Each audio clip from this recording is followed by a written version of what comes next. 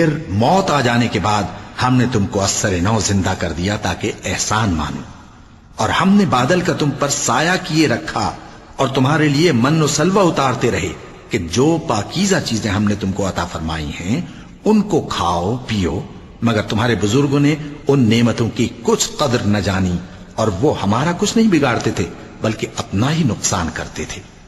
اور جب ہم نے ان سے کہا کہ اس گاؤں میں داخل ہو جاؤ اور اس میں جہاں سے چاہو خوب کھاؤ پیو، اور دیکھنا دروازے میں داخل ہونا سجدہ کرتے ہوئے اور حطوۃن کہنا، ہم تمہارے گناہ معاف کر دیں گے اور نیکی کرنے والوں کو اور زیادہ دیں گے۔ تو جو ظالم تھے انہوں نے اس لفظ کو جس کا ان کو حکم دیا تھا بدل کر اس کی جگہ اور لفظ کہنا شروع کیا، پس ہم نے ان ظالموں پر آسمان سے عذاب نازل کیا کیونکہ نافرمانیاں کیے جاتے تھے۔ اور جب موسیٰ نے اپنی قوم کے لیے ہم سے پانی مانگا تو ہم نے کہا کہ اپنی لاٹھی پتھر پر مارو، انہوں نے لاٹھی ماری تو اس میں سے 12 چشمے پھوٹ نکلے اور تمام لوگوں نے اپنا اپنا گھاٹ معلوم کر کے پانی پی لیا۔ ہم نے حکم دیا کہ اللہ کی عطا فرمائی ہوئی روزی کھاؤ اور پیو اور زمین میں فساد نہ کرتے پھرنا،